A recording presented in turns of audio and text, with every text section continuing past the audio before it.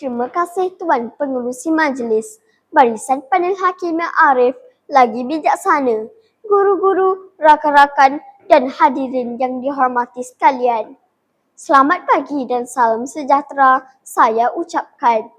Pada hari ini, saya akan menyampaikan sebuah cerita teladan yang dapat memberi banyak pengajaran. Tajuk cerita saya ialah kisah si ibu bermata satu. Yang terlena, sedar-sedarkan. Yang tersedar, dengar-dengarkan. Yang terdengar, fikir-fikirkan. Di sebuah kampung, tinggal sepasang suami isteri. Mereka mempunyai seorang anak lelaki yang diberi nama Johan. Satu hari, kemalangan telah berlaku sehingga meragut nyawa si suami. Bagai jatuh di timpa tangga, sudahlah hilang tempat bergantung. Si isteri pula kehilangan sebelah matanya. Berat mata memandang, berat lagi bahu yang memikul. Hanya dengan satu mata, si ibu menguatkan semangat mencari rezeki membesarkan anak tercinta.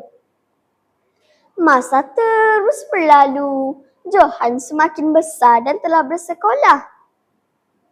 Satu hari, si ibu telah pergi ke sekolah Johan. Mengapalah dia datang ke sini? Bisik hati kecil Johan. Johan langsung tidak mempedulikan ibunya. Malah dia terus melarikan diri dan kawan-kawannya pula mula mengejeknya. Ibumu hanya ada satu mata, takutnya. Johan berasa malu dengan ejekan itu. Pulang sahaja dari sekolah, Johan terus memarahi ibunya. Jika kamu hanya menjadikan aku sebagai bahan ejekan, mengapa tidak kamu mati sahaja? Memalukan. Herdik Johan dengan nada penuh kebencian. Ibunya hanya mendiamkan diri. Alangkah pilu hatinya. Anak yang ditatang bagai minyak yang penuh tergamak berkata begitu kepadanya. Semenjak dari hari itu, Johan berazam untuk belajar bersungguh-sungguh. Dia ingin segera keluar dari rumah itu. Ya kawan-kawan, yang bulat tidak akan datang bergolek, yang pipih tidak akan datang melayang. Berkat ketekunan dan kegigihannya, Johan berjaya menjadi pelajar terbaik di sekolahnya. Dia juga berjaya melanjutkan pelajaran di luar negara.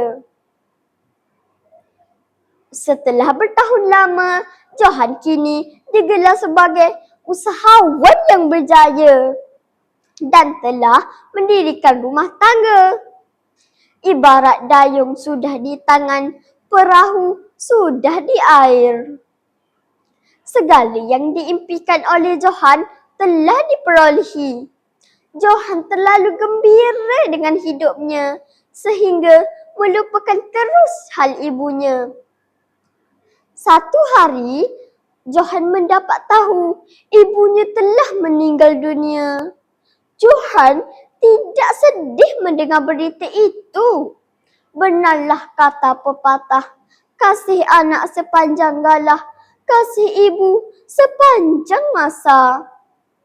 Ibu Johan ada meninggalkan sepucuk surat sebagai luahan hatinya. Johan membaca surat itu. Anakku yang tersayang, ibu merinduimu setiap hari. Anakku, ibu ingin memohon maaf kerana membuatmu malu ketika kecil sehinggalah besar. Sesungguhnya, ibu tidak bermaksud begitu. Tahukah kamu, semasa kecil, kemalangan yang telah meragut nyawa bapamu turut mengakibatkan kamu kehilangan sebelah mata. Ibu tidak sanggup melihat kamu membesar dengan satu mata. Lalu, ibu memberikan mata ibu kepadamu. Setelah membaca surat itu, barulah Johan menyadari bahawa mulianya hatimu ibu, seperti petir menyambar segala urat tubuh. Johan terus menangis, seluruh tubuhnya menggeletar. Penyesalan yang hadir umpama gunung menghempak badan.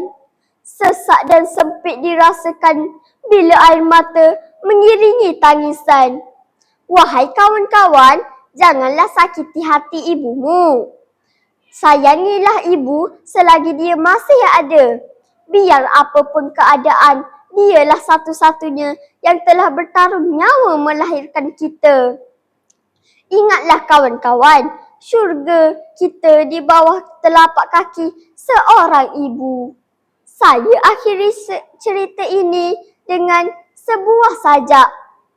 Kau menangis kerana aku, kau sedih kerana aku, kau menderita kerana aku, kau korbankan semua untukku. Jasamu tiada terbalas, jasamu tiada terbeli, jasamu tertulis di syurga. Itulah ibu. Sekian, terima kasih.